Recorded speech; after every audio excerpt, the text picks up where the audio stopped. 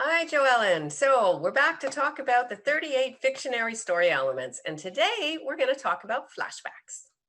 Yes, we've been going through so much. I do feel like I'm having flashbacks. So please tell us about flashbacks in our story.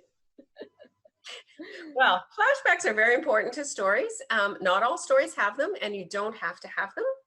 But if you do, there's some things you want to keep in mind. So, okay, before we get into this, let's describe what a flashback is and how it differs from backstory. So we've covered backstory already.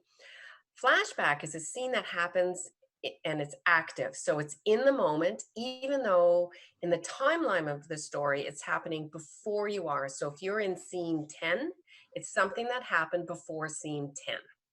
Okay. And you're telling it to the reader in an active fashion.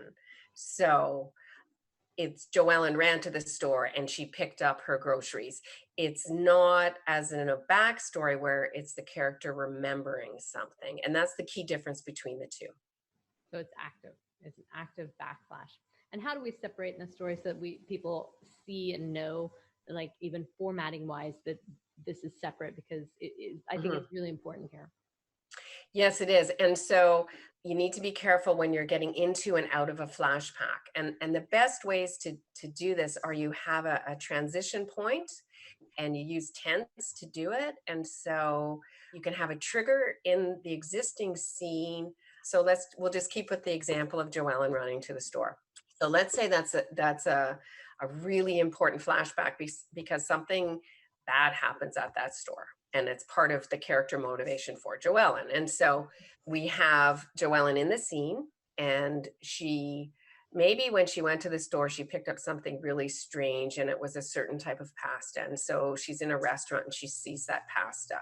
And so that triggers her memory to go into a flashback.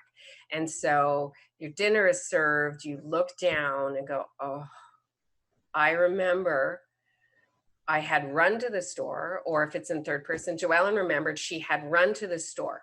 Use had once and then flip it into in the now. And so you start writing it. And so the reader in their head will trigger, oh, that's past because I remembered it and because I used had, but don't use had all the way through. You don't write the whole thing in past tense.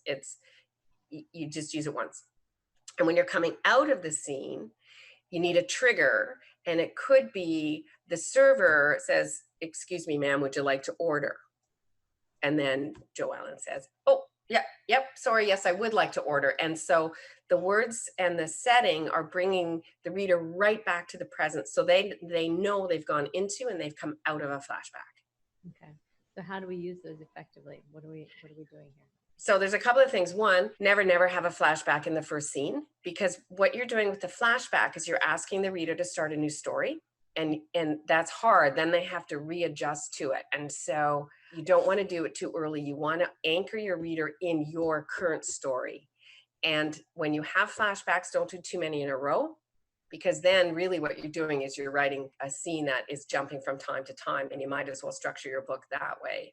Flashbacks are related directly to the plot and directly to character motivation, and it needs to be something significant to the story that the reader has to know in order to understand the character or understand the story.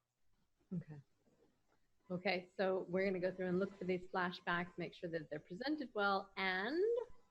So, of course, here comes the list. So as you're going through, and we've done, your tension and your conflict and your backstory and your revelations, flashbacks have to fit right in there with those. And so now that you're building your list of what you have when, you're going to do the same thing. You can record your flashbacks with just enough words so you remember what they are. So you just write a one line, Joellen ran to the store. That's it. So when you see your list of flashbacks, you can see in your overall story, how many do you have? When do they occur?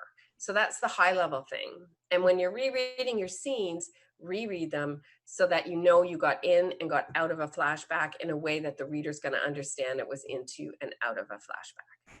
Okay.